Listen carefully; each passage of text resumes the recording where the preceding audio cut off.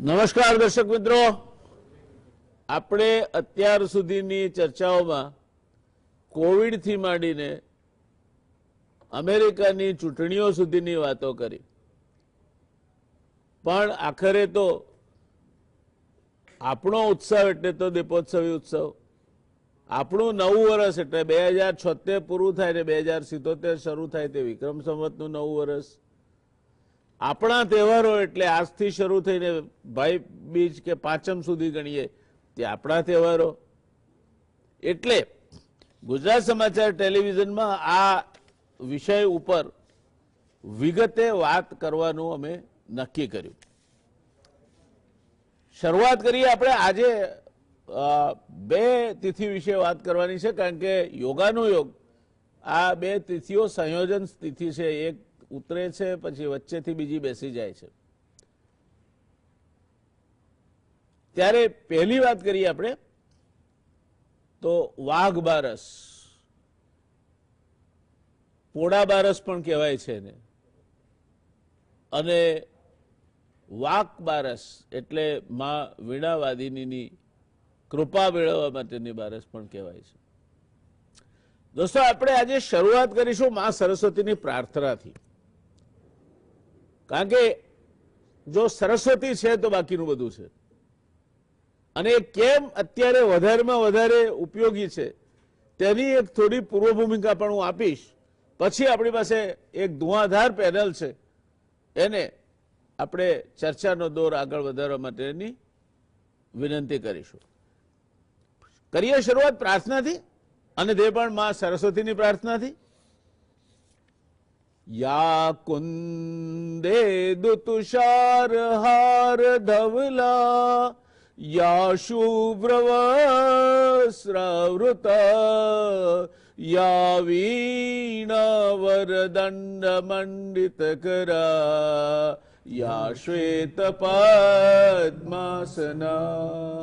યા બ્રહ્માચ્યુત શંકર પ્રભૃતિભિર દેવૈ સદા વંદિતા સા માં પાતુ સરસ્વતી ભગવતી નિશેષજાડ્યાપહા. અર્થ થાય વિદ્યાની દેવી માં સરસ્વતી, જે કુંદના ફૂલ, ચંદ્રમા, હિમ રાશિ અને પાણીદાર મોતીના હારની માફક સફેદ વર્ણની છે, શ્વેત વસ્ત્ર ધારણ કરે છે, માના હાથમાં વીણા અને દંડ શોભાયમાન છે, શ્વેત કમળ પર એણે આસન ગ્રહણ કર્યું છે, તેમજ બ્રહ્મા, વિષ્ણુ અને શંકર આદિ દેવતા દ્વારા એ સદા પૂજિત છે. આ દેવી અજ્ઞાન અને જડતાને દૂર કરવા વાળી માં સરસ્વતી, અમારી રક્ષા કરો. એટલે આપણે પહેલા માનું શરણું સ્વીકાર્યું કે અમારી રક્ષા કરો. હવે એની વંદના કરીશું. આપણે વંદના કરીશું. આપણે શુક્લામ બ્રહ્મ વિચાર સાર પરમામ આદ્યામ જગત વ્યાપિની વીણા પુસ્તક ધારિણીમ અભયદામ જાડ્યાંધકારાપહામ હસ્તે સ્ફાટિક માલિકામ વિદધતિમ પદ્માસને સંસ્થિતામ વંદે તમ પરમેશ્વરીમ ભગવતીમ બુદ્ધિપ્રદા શારદામ.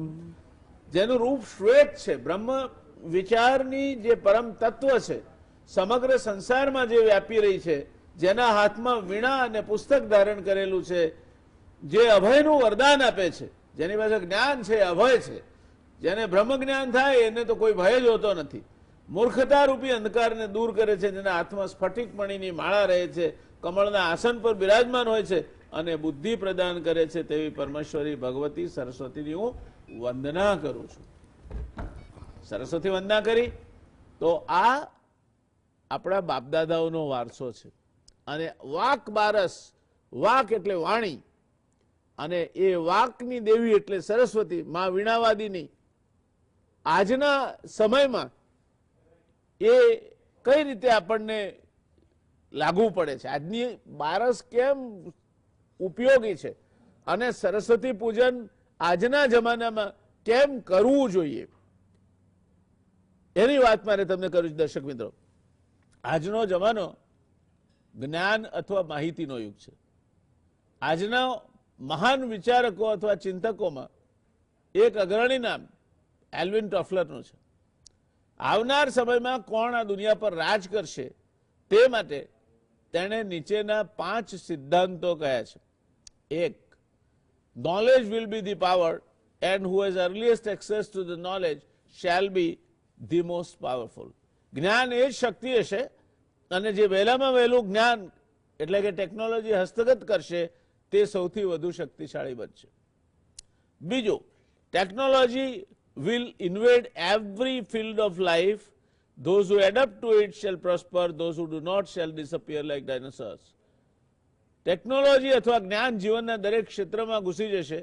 જે એને સ્વીકારશે, જે એની સાથે દોસ્તી કરશે, જે જ્ઞાનની સાથે ચાલશે તે પ્રગતિ કરશે અને જે નહીં ચાલે, જે સરસ્વતીની અવગણના કરશે તે ડાયનોસોર નામના પ્રાણીઓ જેમ દુનિયા પરથી અદ્રશ્ય થઈ ગયા તે રીતે અદ્રશ્ય થઈ જશે.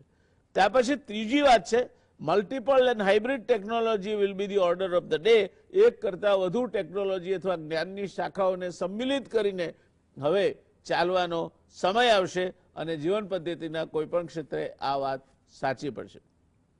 ચોથું, the pace at which the technological changes will take place will be so great that if you sleep in the night and don't update yourself in the morning, you will be outdated. તમે જો રાત્રે સૂઈ જાઓ અને સવારમાં તમારી જાતને રિફ્રેશનું button મારીને અપડેટ નહીં કરો તો ગયા કામથી દુનિયા રાત તમે ઊંઘ્યા એ દરમિયાનમાં ક્યાંય આગળ નીકળી ગઈ છે. અને પાંચમું છે, a human being will wear indefinite memory on his sleeve or eyeballs. માણસ પોતાના શરીર પર અથવા તો આંખની, આપણે જેને કોન્ટેક્ટ લેન્સ કહીએ છીએ, તે આંખનો એક એડેન્ડમ તરીકે અથવા ઉમેરા તરીકે અખૂટ માહિતી પોતાના શરીર પર પહેરીને ફરતો હશે. એટલે તમને કોઈ મળવા આવે અને આમ ચપલી મારો નાની તમારા હાથ પર કે બાવડા પર, એટલે માણસનું આખું ચિત્ર, એનું બાયોડેટા શું છે શું નહીં બધું તમારી નજર સામે આવી જશે. આ જ્ઞાનનો મહિમા છે ને એટલે વાણીની દેવી માં સરસ્વતીની આરાધના અને ઉપાસના કરવાનો આ તહેવાર છે. સરસ્વતી ઉપાસના એટલા માટે પણ જરૂરી છે કારણ કે કહેવાયું છે કે વિદ્યા નામ નરસ્ય રૂપમ અધિકમ પ્રછન્ન રૂપમ ધનમ. અને એટલે જ તમે ધનતેરસ તો જ ઉજવી શકશો જો વાણીની દેવી વીણાવાદિનીની કૃપા વાઘ બારસના દિવસે તમે પ્રાપ્ત કરી હશે. વિદ્યા વિશે એવું પણ કહેવાય છે, સરસ્વતી માતાને પ્રાર્થના કરતા કે કેવી વિદ્યા મને આપ. કારણ કે વિદ્યા તો રાવણે પ્રાપ્ત કરી હતી, બાણાસુરે પ્રાપ્ત કરી હતી, રાક્ષસો પણ મહાન વિદ્વાન હતા. કેવી વિદ્યા? તો સરસ્વતી પ્રાર્થનામાં એવું કહ્યું છે કે ત્વદીયામ દયામ વશ્મિ હે શારદે મદિયામ ધ્યામ પ્રેરયત્વમ શુભે. હે મા શારદા, તારી મારા પર દયા થાય અને મારી બુદ્ધિને શુભત્વના વિચારોમાં પ્રેરે એવી વિદ્યા તું મને આપજે, તો જ હું એ વિદ્યાના ઉપયોગથી કામ કરી શકીશ. અને ત્યાર પછી આપણે ધનતેરસની વાત કરીએ, પણ એ પહેલા થોડી વાતો વાઘ બારસ પર કરી લઈએ. આપણી પાસે પેનલમાં બે વિદ્વાન પેનલિસ્ટ છે. એક ડોક્ટર દવે છે, મહેન્દ્રભાઈ દવે, અને ડોક્ટર મહેન્દ્રકુમાર દવે એ શ્રી સોમનાથ સંસ્કૃત યુનિવર્સિટીમાં પ્રોફેસર છે. પૂર્વ કાર્યકારી વાઇસ ચાન્સેલર રહી ચૂક્યા છે, રજિસ્ટ્રાર પણ રહી ચૂક્યા છે, 18 જેટલા વિદ્વતાપૂર્ણ પુસ્તકો લખ્યા છે, 50થી વધુ રાષ્ટ્રીય અને આંતરરાષ્ટ્રીય કોન્ફરન્સમાં તેઓ શ્રી ભાગ લઈ ચૂક્યા છે, અને 18થી વધુ એમફિલ અથવા પીએચડીના વિદ્યાર્થીઓને એમણે માર્ગદર્શન આપ્યું છે. એટલે સાચા અર્થમાં જેને એક જ્ઞાતા અથવા વિદ્વાન કહી શકાય, શિક્ષક કહી શકાય, એ ડૉક્ટર મહેન્દ્રકુમાર દવેને આપણે આવકારીએ છીએ. એક યુવાન સાથી અમારા, બિલકુલ તાજો તરોજા ચહેરો, પહેલી જ વાર ગુજરાત સમાચાર ટેલિવિઝનના સ્ક્રીન પર આપ એમને જોઈ રહ્યા છો. ક્યારેક ગુજરાતીમાં કહેવાય છે કે નાનો પણ રહીનો દાણો. એ નાનો પણ રહીનો દાણો એટલા માટે કહેવાયું છે કે એની અંદર એટલી બધી ક્ષમતા અને શક્તિ હોય છે કે એના કદ ઉપરથી એને ન માપી શકાય. અને અનંત કૃષ્ણજી એ વ્યાકરણ અને પુરાણ વિશે ખૂબ તજજ્ઞ જ્ઞાન ધરાવે છે. એમનો અભ્યાસ છે ક્ષેત્રોમાં.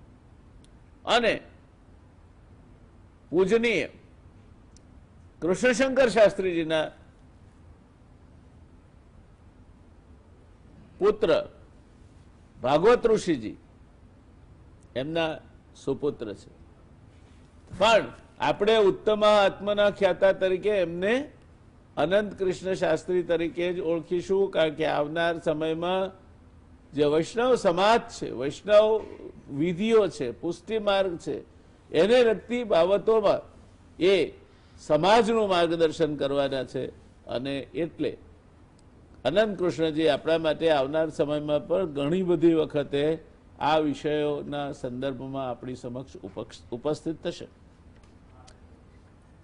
મહેન્દ્રભાઈ, ચર્ચાની શરૂઆત આપનાથી કરી. આ વાક બારસ વિશે તમે વાત કરી, અને વાઘ બારસ પણ કહે છે, પોળા બારસ પણ કહે છે. અને આપ તો સોમનાથ સંસ્કૃત યુનિવર્સિટી સાથે જોડાયેલા છો, સંસ્કૃતના એક વિદ્વાન તજજ્ઞ તરીકે આપ એક સારી હથોટી ધરાવો છો આ બાબતો પર. શું લાગે છે આપને વાઘ બારસના મહિમા વિશે આપ શું કહેવા માંગો છો? જય સોમનાથ. આમ તો દિવાળી પર્વ એટલે આપણા હિન્દુ ધર્મના લોકો માટે તહેવારોનો રાજા.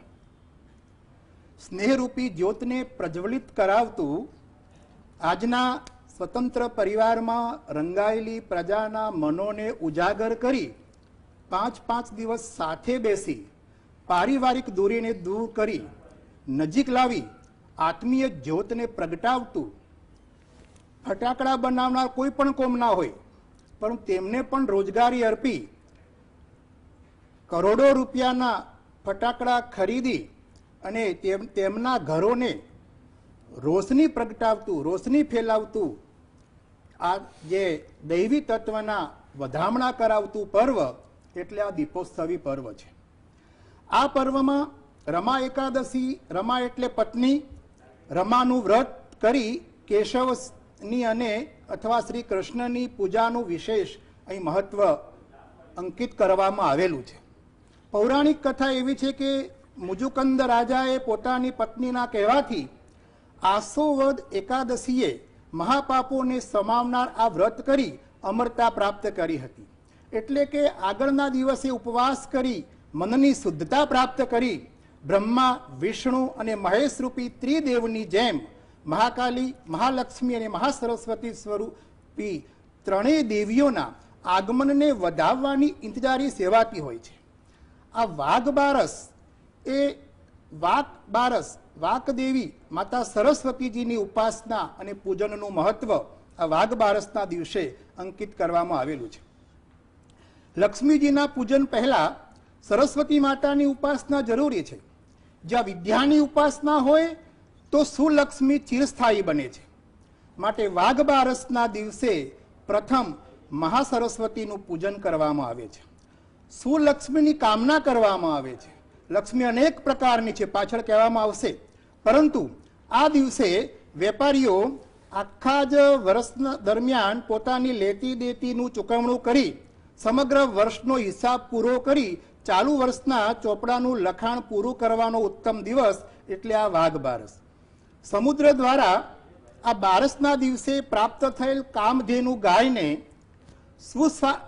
સુસ્વાસ્થ્યતા સારી રીતે આજીવિકાના હેતુથી ગુજરાત ઉપરાંત મહારાષ્ટ્રમાં પણ વસુ એટલે ગાય અને ગાયના તેના અને તેના વાછરડાની પૂજા કરવાનું અનેરું મહત્વ આ દિવસમાં અંકિત આ દિવસે ખાસ માનવામાં આવે છે. પુરાણમાં કહ્યા મુજબ ગાયના રૂવાડે રૂવાડે દેવતાઓનો વાસ હોય છે. આમ ગાયના પૂજનથી બધા દેવતાઓનું પૂજન થઈ જવાની એક ભાવના એમાં સંકલ્પિત કરવામાં આવતી હોય છે. સ્ત્રીઓ આ દિવસે ગાય વાછરડાની પૂજા કરી તેમને અડદના વડા પણ ખવડાવે છે અને વૈષ્ણવો આ દિવસને ગોવત્સ દ્વાદશી તરીકે ઉજવે છે. મને લાગે છે એ વાત આપણે અનંત કૃષ્ણજી માટે છોડીએ.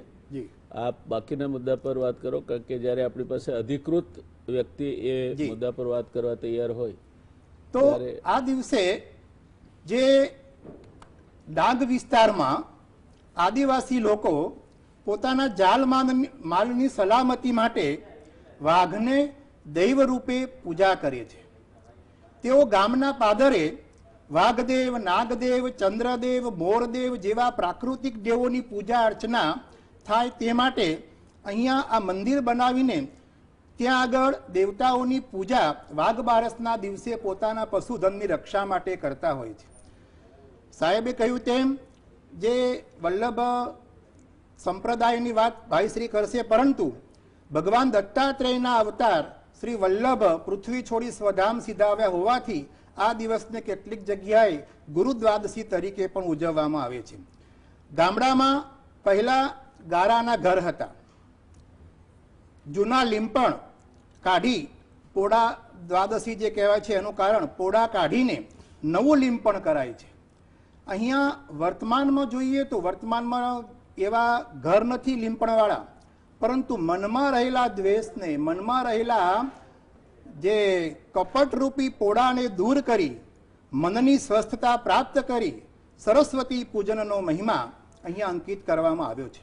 વામન પુરાણ 11:13 મુજબ વિષ્ણુ જિહ્વા યાને વિષ્ણુ શક્તિ દેવી ભાગવતમાં હરિપ્રિયા અને બ્રહ્મ વૈવત પુરાણમાં કહ્યા મુજબ લક્ષ્મી સરસ્વતી ગંગા તુલસી લોક પાવની એતામ નારાયણસ્યૈવ ચતસ્રસ્ય પ્રિયા ઇતિ. આમ વિષ્ણુ ભગવાનની 4 પત્નીઓમાં એક સરસ્વતી પણ છે. બૃહદ નારદીય પુરાણ મુજબ સરસ્વતી કૃષ્ણ અથવા બ્રહ્મના મુખમાંથી ઉત્પન્ન થયા છે. આ દેવી સરસ્વતીની પૂજા ઉપાસના દ્વારા વિદ્યાના ઉપાસકો આજના દિવસે સરસ્વતીની પૂજાનો ખાસ મહિમા એ જે પુરાણમાં ગાયો છે તેને મહત્વ આપીને એને માતા સરસ્વતીની પૂજા કરે છે. વાઘ દ્વાદશી નિમિત્તે વાણી દ્વારા ગુણો જેવા કે શાંત વાણી, સુશીલ સભ્ય વાણી, મધુર અક્ષરો યુક્ત વાણી, રસભર વાણી, હૃદયંગમ વાણી, મીત્યાને થોડામાં અસીમ અર્થ સમાવવાની ચાતુર્યભરી વાણી, સ્મિતયાને પ્રસન્નતા અને મુસ્કાન યુક્ત વાણી, ભાવવાહી વાણી, હિતકારી વાણી, ગેય અર્થાત વિદ્વાનો દ્વારા ગવાયેલી વાણી, પ્રિય વાકયુક્ત વાણી, સત્ય વચન યુક્ત વાણી, આવા 12 ગુણ દરેકના જીવનમાં સમાવિષ્ટ થાય એ વાણીના 12 ગુણ દરેકના જીવનમાં પ્રકાશિત થાય તે માટે માતા સરસ્વતીને અનેરી રીતે પ્રાર્થનાનું પર્વ એટલે આ વાઘ બારસ. ધન્યવાદ. દર્શક મિત્રો, વાઘ બારસ એ 2 મુદ્દે મહેન્દ્રભાઈએ સ્પષ્ટતા કરી. એક તો જે આપણી વનવાસી સંસ્કૃતિ છે ત્યાં પ્રાણીઓ જેમની સાથે રહેવાનું છે રોજ અને એમની સાથે રહીને સહજીવનમાં જીવતા રહેવાનું છે, આગળ વધવાનું છે, એટલે એમનાથી ગભરાઈને અથવા તો એમને પોતે રિસ્પેક્ટ આપે છે તે માટે વાઘ દેવતાના મંદિરો મોટા ભાગ, બીજા મોર દેવતાના પણ ખરા, બીજા પણ ખરા, પણ મહદઅંશે વાઘ દેવતાના મંદિરો તમને આદિવાસી ગામ હોય તો એના બહાર જોવા મળે અને એટલે વાઘ બારસ તરીકે ઓળખાય. વસુ બારસ એટલા માટે કે એ દિવસે માં કામધેનુ પ્રગટ થયા અને એ ગાયનો એ દિવસ વિશિષ્ટ રીતે ઉજવવા માટેની વાત આપણે સાંભળી. આમ એક કરતા વધારે કારણ છે. નાના છોકરા હોય, હું આ બધી જ્ઞાનની વાતોને આપણે બાજુ પર મૂકી દઈએ, તો 11 આવે એટલે મારી માનો એક ખાસ પેટર્ન શબ્દ હતો કે કાલે 12 છે, કાલે ધમરોળીને નવરાઈ અને ગધાડા કાઢવાના, તે જાય શેખ મામાના ત્યાં જઈને લડમ લડા કરે, બધી બહેનોના ત્યાંથી આવ્યા હોય ને ગધેડા, એટલે આ ગધેડા કાઢવાના એટલે શું, 12ના દિવસે ધમરોળીને નવરાવાના, એટલે માથું બાથું ધોઈ સાફ બાફ કરી બરાબર ઉટકીને બાળકને તૈયાર કરવાનું અને દિવાળીની ઉજવણી માટે એને પછી આપણે એ આનંદ ઉત્સવમાં ભાગ લઈ શકે તે માટે બાળક જગજગાટ થઈને નવા કપડાં પહેરે અને વાળ બાળ કપાયા હોય, બરાબર માથું સાબુ દઈને ધોઈ નાખ્યું હોય અને તૈયાર થઈ જાય. આ એનો મહિમા એટલા માટે છે કે મેં હંમેશા કહ્યું છે કે વાઘ બારસ છે, પોળા બારસ, એ ગેટવે ટુ દીપાવલી ફેસ્ટિવલ છે. ત્યાંથી દિવાળીનો જે તહેવારો છે એ ઉજવવાની શરૂઆત થાય એક રીતે કહીએ તો. અને દિવાળીના તહેવારોમાં આ વખતે તો કમનસીબે આપણા માથે કોવિડ પડ્યો છે, બાકી તો કેટલી બધી વસ્તુ આવે. દિવાળીના દિવસમાં ઘર ઘર દીવા થાય, ફટાકડા ફટફટ ફૂટે, બાળક બહુ વરખાય. આ કમનસીબે આ વખતે આ કોવિડે આનો દાટ વાળી દીધો છે. બીજું શું થાય તો આજ દિવાળી કાલ દિવાળી, ગામના છોકરા ખાય સુવાળી, મેરમેર રાજા, ઘેર સુવાળી થાય, પકવાન થાય અને છોકરા મિષ્ટાન ખાઈને મજા કરે. 14 આવે, વડા થાય, કકડાટ કાઢે, ક્યાંક દહીં વડા કોઈ બનાવે, એ વળી પાછું એક ચેન્જ મળે તમને. અને પછી દિવાળીના દિવસે તો મિષ્ટાન જ મિષ્ટાન. દિવાળીના આ 4 દિવસ આપણે એટલું બધું તાપડીએ છીએ કે પછી કોકને ત્યાં જઈએ તો ગળપણ જોઈને આપણને પેલો લો ઓફ ડિમિનિશિંગ માર્જિનલ રિટર્ન્સ અર્થશાસ્ત્રમાં ઘટતા જતા સંતુષ્ટિ ગુણનો એક નિયમ કહે છે. તો આપણને બેસતા વર્ષ સુધીમાં તો જે એકદમ ભાવતી ચોળાફળી, એકદમ તૂટી પડવાનું મન થાય એવા મઠિયા, એકદમ મોંમાં લઈને મૂકી દઈએ એવી ઘારી, ઘૂઘરા, આ બધું બેસતા વર્ષ સુધીમાં આપણને લાગે કે આના સિવાય ખીચડીને કઢી આપે તો સારું. એટલે ભગવાનને અન્નકૂટ ધરાવે તો બીજના દિવસે ખીચડી કઢી ખરા છે, ભગવાનને અપચો ના થઈ જાય. તો આપણે આ બધા આપણા તહેવારો છે ને એ પણ વૈજ્ઞાનિક રીતે ગોઠવાયેલા છે. વાત કરીશું આપણે વૈષ્ણવ સંપ્રદાયને લગતા જે બાબતો છે એમાં ગૌ વત્સ પૂજા એ એક મહત્વનો પ્રસંગ છે અને એ પ્રસંગનું શું મહત્વ છે એ અંગેની વાત અનંત કૃષ્ણજી આપ કરશો. આપ ઓવર ટુ યુ, આપનો વાત જે છે તે આપ રજૂ કરો. શ્રી ગોપી જનવલ્લભાય નમઃ. પ્રથમ તો આપ સૌને વચ્ચે 1-2 મિનિટ પછી બ્રેક આવશે, આપ ડિસ્ટર્બ નહીં થતા. આપની જે કઈ વાત છે તે ચાલુ રહેશે બ્રેક પછી. આપ સર્વેને વાઘ બારસની હાર્દિક શુભકામનાઓ. તો વાઘ બારસને ગોવત્સ દ્વાદશી પણ કહેવાય છે. તો એના ઘણા બધા કારણ છે. એક પૌરાણિક કથા છે. સુવર્ણપુર નામનું એક નગર હતું, તેમાં દેવદત્ત નામનો રાજા હતો. હવે એની 2 પત્નીઓ સીતા અને ગીતા. તો જે સીતા હતી એને ભેંસ પાડેલી અને જે ગીતા હતી એને ગાય પાડેલી. તો હવે જે સીતા હતી એ ભેંસને ખૂબ સારી રીતના એને રાખતી હતી અને ગીતા જે હતી એ ગાય અને એનું વાછરડું હતું એને ખૂબ પ્રેમ કરતી હતી, નિષ્કામ પ્રેમ, જેમ પોતાનું દીકરું જ હોય. તો પેલી ભેંસે જોયું અને એણે ભેંસે જોઈને એની સીતાને કીધું કે રાણી તમે ગાયને જો, રાણી તમે ગીતાને જો, એની પાસે ગાય અને વાછરડું છે એટલે મારી સાથે ઈર્ષ્યા ભાવ રાખે છે. તો સીતા રાણીએ કીધું કે ઠીક છે, હું જોઈ લઉં છું. પછી સીતાએ એ જે ગાયનું વાછરડું હતું એના ટુકડા કરી દીધા અને જે ઘઉંનું રાશન હોય એમાં એને મૂકી દીધો. આ વાતની કોઈને જાણ હતી જ નહીં કે આ રીતના મૂક્યું છે. અને થોડાક જ સમયમાં રાજા જે હતા દેવદત્તજી એ ભોજન કરવા બેઠા અને ભોજન કરવા બેઠા તો એ જ સમયે આખા મહેલમાં લોહીના ટપકા અને માંસના ટુકડા પડવા લાગ્યા. અને રાજાજી જેવું મોઢામાં એક કોળિયો મૂકવા ગયા, તરત જ માંસના ટુકડાને લોહીના ટીપા પડવા લાગ્યા. એ તો એસ્ટોનિશ થઈ ગયા બેડલી, આવું શું કામ થયું, આશ્ચર્યચકિત થઈ ગયા. પછી અચાનક આકાશવાણી થઈ અને આકાશવાણીમાં ભગવાને કીધું કે તમારી પત્ની જે સીતા છે એણે ગાયના વાછરડાના ટુકડા કરીને છુપાડી દીધા છે, એટલે હવે કાલે ગોવત્સ દ્વાદશી છે. એ દિવસે ગાયના પૂજનનું ખૂબ મહત્વ હોય છે.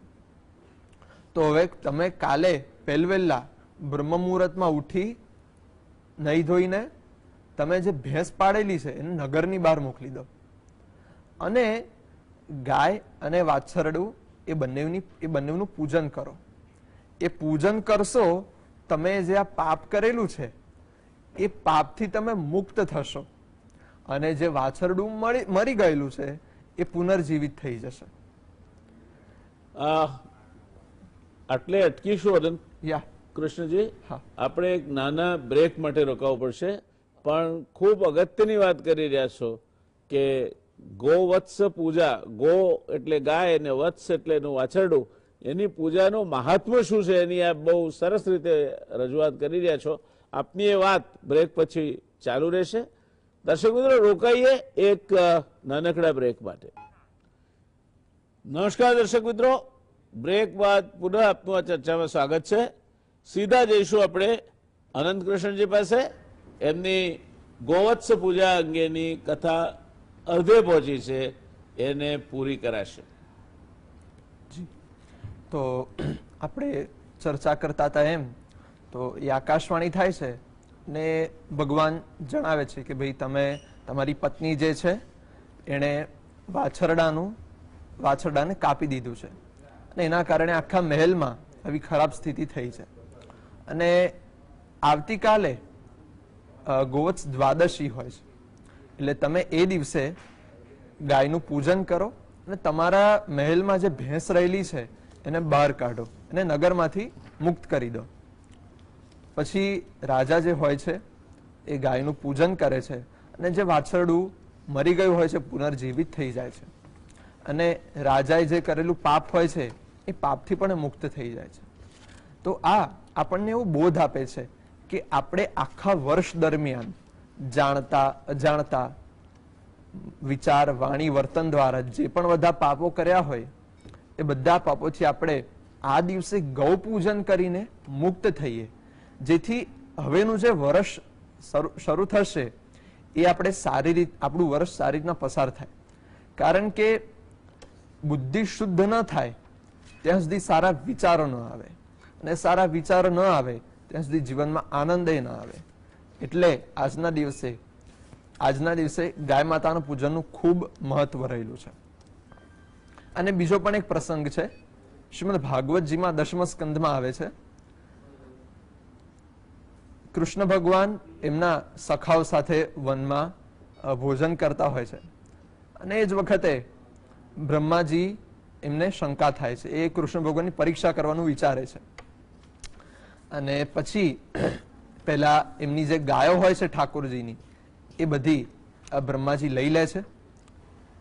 એમના જે સખાઓ હોય છે એમને પણ બ્રહ્માજી લઈ લે છે અને ઠાકોરજી વનમાં એકલા જ રહી જાય છે. એ જે દિવસ હોય છે એ ગોવત્સ દ્વાદશીનો દિવસ હોય છે અને 1 વર્ષ સુધી ઠાકોરજી બધી જે ગોપીઓ હોય છે, જે ગોપીજનો હોય છે, બધાના મનોરથો પૂર્ણ કરવા માટે, વાત્સલ્યનું દાન કરવા માટે બધા જેમના સખાઓનું રૂપ ધારણ કરે છે, ગાયોનું રૂપ ધારણ કરે છે અને 1 વર્ષ સુધી આ લીલા કરે છે. પછી જ્યારે બ્રહ્માજી એમને જ્ઞાન થાય છે, એમને ખબર પડે છે કે મારી સાથે મેં તો અમને મારા બ્રહ્મલોકમાં લઈ રાખ્યા છે, આ લોકો અહીંયા ક્યાંથી આવ્યા, ત્યાર પછી એ જે દિવસે એમને જ્ઞાન થાય છે એ દિવસ પણ ગોવત્સ દ્વાદશી છે. એટલા માટે અને ઠાકોરજીની તો એક લીલા જ હતી, કારણ કે એમણે બ્રહ્માજીને મોહ પમાડ્યો હતો. કારણ કે કૃષ્ણ ભગવાન તો અંતર્યામી છે, તો ચાહે એ કરી શકે. એટલે જેમ એમને અર્જુનને પણ કુમતિ કરાવી હતી ગીતામાં, એમ બ્રહ્માજીને પણ મોહમાં મૂકી દીધા. તો એ આ દિવસનો ખાસ પ્રસંગ છે. દર્શક મિત્રો, કૃષ્ણ ભગવાનની વાત આવી, ભગવાન નારાયણનો અંશ અને ઠાકોરજીની લીલાનો તો પાર કોણ પામી શક્યું છે? મારું મોરસાળ સૌરાષ્ટ્રમાં, અને સૌરાષ્ટ્રમાં જન્માષ્ટમી જે રીતે ઉજવાય છે એવી બીજે ક્યાંય નથી ઉજવાતી. ત્યારે બાળપણમાં એક ગીતની પંક્તિઓ સાંભળેલી, અને એ જે ભાઈ અનંત કૃષ્ણજીએ કહ્યું એ વાતની પુષ્ટિ કરતી પંક્તિઓ છે. એ પંક્તિઓ બહેનો ગાય અને નૃત્ય પણ કરે, ભાઈઓ પણ ગાય અને નૃત્ય પણ કરે. એમાં કોણ ગાય એ અગત્યનું નથી, એનો ભાવ અગત્યનો છે. અને પંક્તિઓ હતી, હે રાધા ને કોને જાલ ઝબૂક, હે રાધા ને કોને જાલ ઝબૂક, વાલો મારો મોહ ઉપજાવે રે, રાધા ને કોને જાલ ઝબૂક, વાલો મારો મોહ ઉપજાવે રે. આ મોહ ઉપજાવવાનું કામ એ આ કૃષ્ણ ભગવાનનું કામ છે. માયા, એની માયાનો કોઈ સમજી ના શકે. એ જયારે મોં ફાડે મહાભારતના મેદાન પર, ત્યારે અર્જુનને દેખાડે કે જો આ બધા જે તું કહે છે કે માતુલા ભ્રાત્રા પુત્રાન પૌત્રાન સગાતા હતા, આ બધા મોંના મારા કાળના મોંમાં ઉભેલા છે. માટે હે અર્જુન, તું તારું તો કામ નિમિત્ત તરીકે યુદ્ધ કરવાનું છે. ક્લૈવમ માસ્મગમ પાર્થ નૈતત્વયી ઉપપદ્યતે, ક્ષુદ્રમ હૃદય દૌર્બલ્યમ ત્યક્તોત્તિષ્ઠ પરંતપ. ઉભો થા, ઉભો થા, ઉભો થા. આ કૃષ્ણ છે. અને એની લીલા એટલી અપરંપાર છે કે જેનો તાગ પામવાનો આપણા માણસો માટે તો શક્ય જ નથી, પણ બ્રહ્માજી પણ ન પામી શકે ને દેવો પણ ન પામી શકે. એ ભગવાનની લીલા છે. યાદ કરીએ ઠાકોરજીની લીલાને, મનોમન માનસ પૂજા કરીને એમને વંદન કરીએ. દોસ્તો, જઈએ મહેન્દ્રભાઈ પાસે પાછા. આપણા ત્યાં આપણી સંસ્કૃતિમાં ઘરનો ઉમરો પૂજાય છે.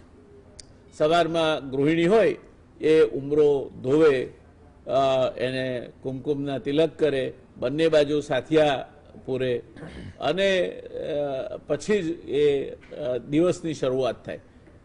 આનું વિશેષ મહત્વ છે. વાઘ બારસના દિવસે ઉમરા પૂજન કરી અને આ ઘર સાફ બાફ કરી રાખ્યું હોય, એ મને લાગે છે કે દિવાળીના ઉત્સવની શરૂઆતની એ અંધાણી છે. તો એનું શું રહસ્ય છે? કેમ ઉમરા પૂજન કરવું જોઈએ? ઉમરા પૂજન નું વિશેષ મહત્વ એવું છે કે જ્યારે વાઘ બારસના દિવસે માતા સરસ્વતીનું આગમન આપણા ઘરોમાં થાય, એવી આપણી એક મનનો ભાવ. કારણ કે ત્રણ સ્વરૂપ દેવીના છે, મા સરસ્વતી, મહાકાલી અને મહાલક્ષ્મી. તો મહાસરસ્વતીનું પૂજન પહેલા એ માટે છે કે સારી વાણી હોય તો સારી લક્ષ્મી ઘરમાં આવે. હવે લક્ષ્મી ઘરમાં આવે ત્યારે એ લક્ષ્મી સુલક્ષ્મી આવે ત્યારે તે ઘરને આપણે દિવાળી આવ્યા પહેલા, ન માત્ર સ્ત્રીઓ, આપણે જોઈએ છીએ કે પુરુષો પણ આ જે દેવીઓને વધાવવા માટે રંગરોગાણ કરી, ઘરને સુસજ્જ કરી, પવિત્ર બનાવી, મનને પણ પવિત્ર બનાવવાની ભાવના, સ્ત્રી સાથે પુરુષનું એકાત્મતા, ઘર સફાઈ કરવાની પણ ભાવના આપણા ગુજરાતમાં પ્રવર્તે છે. એમાં જે ઉમરો છે એ આગમનનું પ્રતીક છે.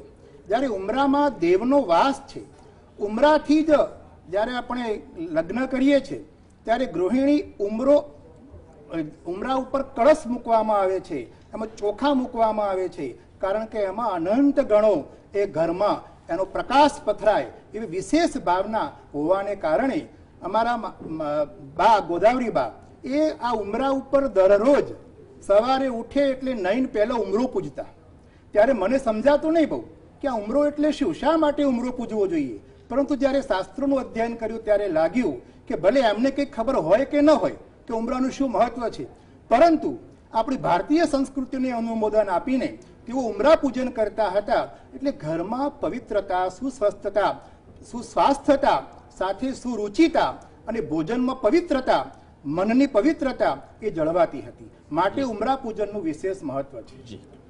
મને તો એમ લાગે છે કે આપણે દિવાળીના દિવસોમાં નહીં, પરંતુ આખા વર્ષ દરમિયાન ઉમરા પૂજન કરવું જોઈએ.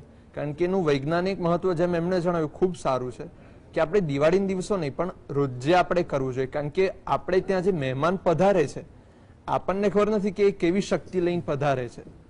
એટલે જે સાથીઓ હોય એ બધી નેગેટિવ એનર્જી પોતે લઈ લે છે અને પોઝિટિવ એનર્જી ઇમ્પાર્ટ કરે છે. તો જે માણસ, જે મહેમાનો પધારે એમને પણ ખૂબ સારું લાગે ને આપણે ત્યાં સારી શક્તિ, સકારાત્મક શક્તિ વધતી જાય અને આપણને કોઈ નુકસાન ન થાય. એટલે પણ આપણે નિત્ય કરવો જોઈએ. જી દર્શક મિત્રો, મારે એમાં એક નાનો ઉમેરો કરવો છે. ઉમરો છે ને એ રાક્ષસી શક્તિના નાશનું નિશાન છે. હિરણ્યકશિપુએ વચન માંગ્યું હતું કે મારું મૃત્યુ દિવસે ન થાય, રાત્રે ન થાય, જમીન પર ન થાય, આકાશમાં ન થાય, લોખંડથી ન થાય, બીજી કોઈ ધાતુથી ન થાય. અને એ માનતો હતો કે પોતે સંપૂર્ણપણે અજેય છે અને એનું કશું જ કોઈ બગાડી શકે એમ નથી. ત્યારે જે સ્તંભ, જેને પ્રહલાદને એને હિરણ્યકશિપુએ કહ્યું કે તારા ભગવાનના સ્તંભમાં છે કે હા, તો કે બાથભર ધગધગતા લોખંડના સ્તંભ ઉપર ભગવાન એને એક નાની સિંદૂરી કીડીની લાઈન જતી બતાવી. તું દીકરા ચિંતા ના કરતો. અને જેવો પ્રહલાદ એને બાથ ભળે છે એવા સ્તંભ ફાટીને નૃસિંહ અવતાર બહાર આવે છે. આવીને પેલાને પકડી અને લઈ જાય છે. સંધ્યાનો સમય છે, એને પોતાના ખોળામાં સુવારે છે અને કહે છે કે બોલ, આ સમય રાત છે કે ના દિવસ છે કે ના ઘર છે કે ના બહાર છે કે ના આકાશ છે કે ના પૃથ્વી છે કે ના આ હું માણસના રૂપમાં છું કે ના રાક્ષસના રૂપમાં છું કે ના. અને પછી કોઈ ધાતુ નહીં, કોઈ શસ્ત્ર નહીં, એવા નખથી ચીરી નાખીને એને મોક્ષ આપે છે. ઉમરો એ આ પ્રકારની રાક્ષસી શક્તિઓને ભગવાનને સ્વયં જ્યાં બેસીને મોક્ષ આપ્યો છે એ તમારા ઘરનો ઉમરો છે. અને એટલે આપણે જોડા બહાર મૂકીને આવીએ છીએ એટલા માટે કે એ અપવિત્ર છે.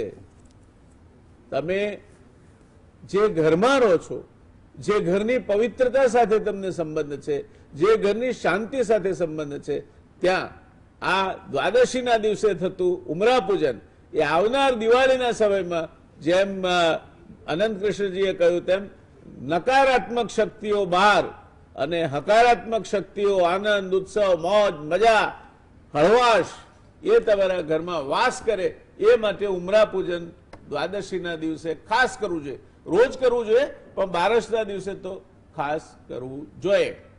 આ વાત થઈ. હવે આપણે તેરસ પર જઈશું દોસ્તો. અને તેરસ એટલે આપણે તો માનીએ છીએ કે લક્ષ્મીજીનો દિવસ.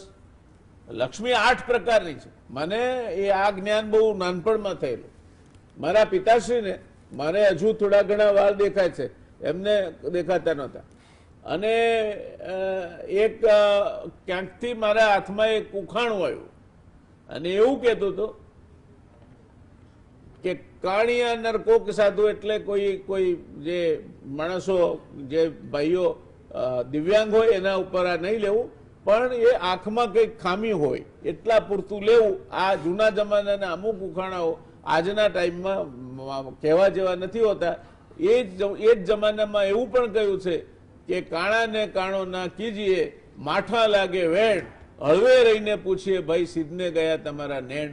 આ વ્યવહાર એ જાળવીને હું આગળ વાત કરવા માંગુ છું. એટલા માટે કે પછી કોક દાતાર મંજરા, એમ કે માંજરી આંખો હોય માણસ, કોક જ દાતાર હોય, એ સામાન્ય રીતે કંજૂસ હોય.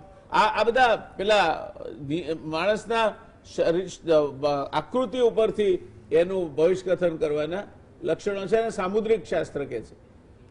સોખળ દંતા કોક મૂર્ખા, આડા તેડા દાંતુ ગયા. હવે તો ડાક્ટરો ધૂમ કમાણી કરે છે ને હમા કરવાના પણ સુખળદંતા કોક મૂર્ખા, એ માણસ મૂર્ખો ના હોય જેને દાવ તાડા તેડાવ કહેવાય, અને કોક નર્ધન ટાલિયા, જેને ટાલ પડી હોય. તમારા બાપાને પૂછતો કે તમને કેમ તકલીફ પડે છે પૈસાની, તો આપણે કેમ આ મુશ્કેલીમાં જીવીએ છીએ, તમે તો પૈસાદાર હોવા જોઈએ, ક્યાંક છિપાયા લાગે છે. આવું ઘણીવાર મારા બાળ માનસમાં આવે, પૂછી નાખું.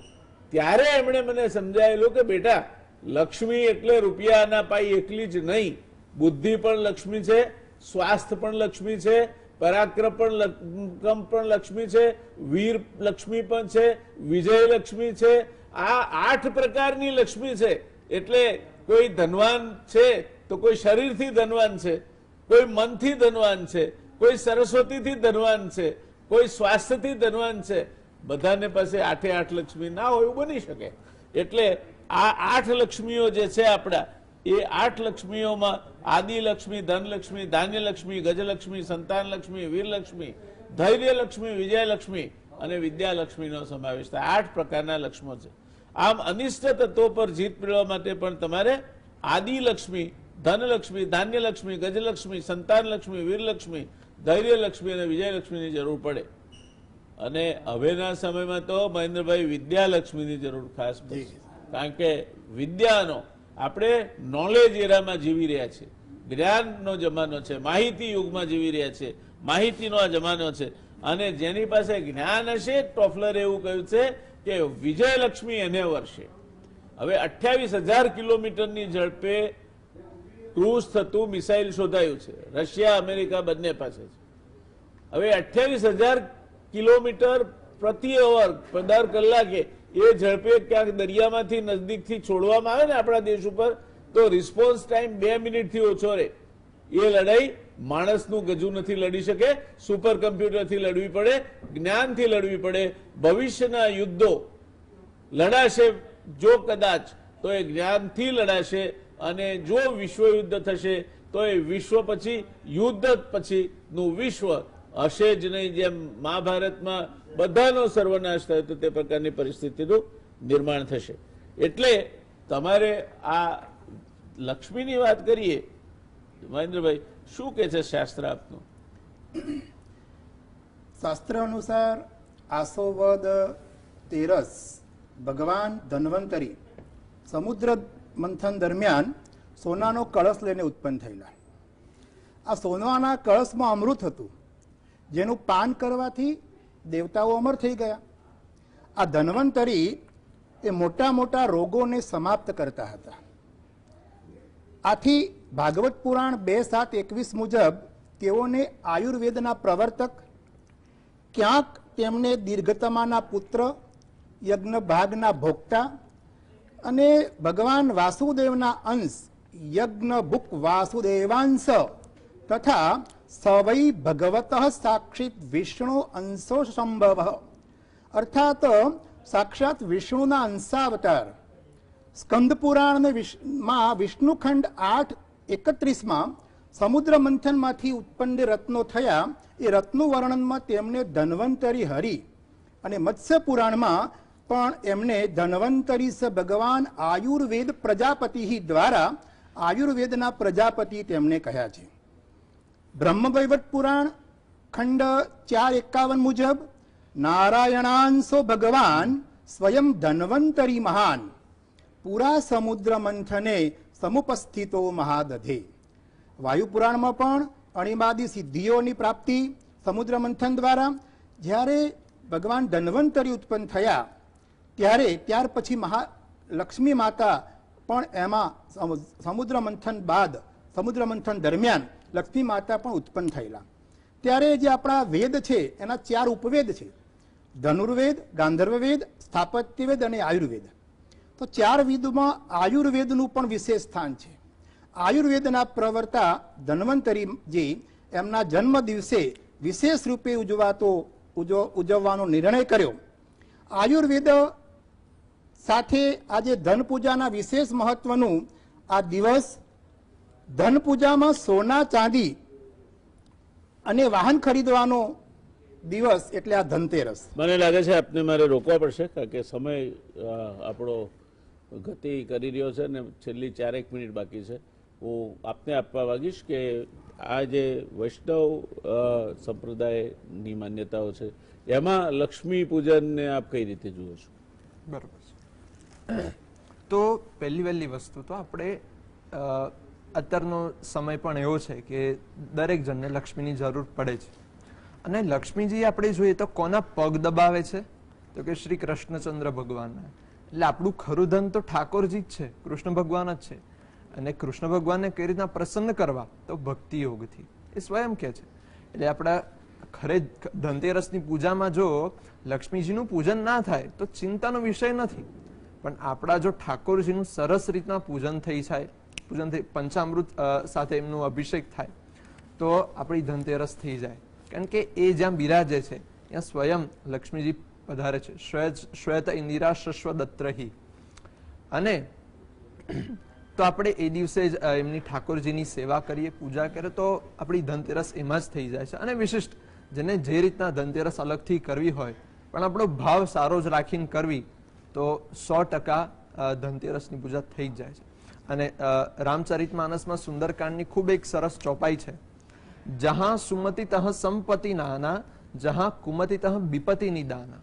એટલે જ્યાં સુમતિ હોય છે ત્યાં સંપત્તિ એ વ્યક્તિને પ્રાપ્ત થાય છે, પણ કુમતિ હોય છે ત્યાં વિપત્તિઓ ત્યાં આપોઆપ આવી જ જાય છે.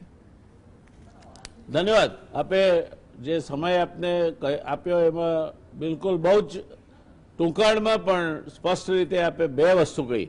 એક તો જ્યાં સુમતિ છે ત્યાં સંપત્તિ છે, અને સુમતિ નથી તે સંપત્તિનો કોઈ અર્થ નથી. અને બીજું, લક્ષ્મીજીનું પૂજન તો આપણે કરીએ જ, કારણ કે વસુ વિના નર પશુ, આ આપણી કહેવત છે. એને થોડી ગામઠી ભાષામાં એવું એ કહેવાય છે કે નાણાં વગરનો ના થયો ને નાણે ના થા લાલ. એટલે લક્ષ્મી તો જોઈએ જ આપણા વ્યવહારો માટે, બીજી બધી, પણ એ આપે કહ્યું તે પ્રમાણે શ્રી લક્ષ્મી જોઈએ. અને મહેન્દ્રભાઈએ પણ એની આખી વાત સમજાવી. થોડો વધારે સમય એમને આપી શકાયો હોત તો કદાચ વધારે વિગતે સમજાવત, પણ ક્યારેક ફરી પાછા આપણે એની ચર્ચા કરી લઈશું.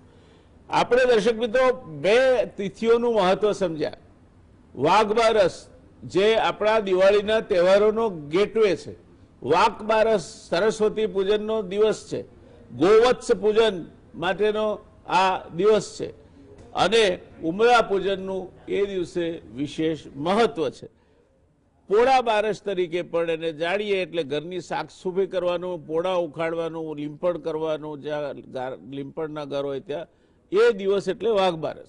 અને બરાબર માં પોતાના છોકરાને માથું ધોઈને ધમરોળીને નવરાવે અને દિવાળી માટે તૈયાર કરે, એને મામાના ઘેર ગધેડા કાઢ્યા કહેવાય. એ દિવસ એટલે વાઘ બારસ.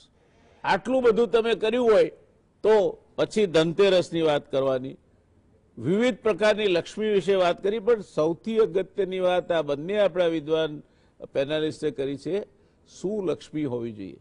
લક્ષ્મી આપણે દિવાળીમાં રાત્રે બારણા ખુલ્લા રાખીએ, દિવાળીમાં ઘરને તાળું ન મારીએ, કારણ કે લક્ષ્મીજી રાત્રે ફરવા નીકળે છે. એનું વાહન ઘુવડ છે, અને ઘુવડ દિવસે જોતું નથી.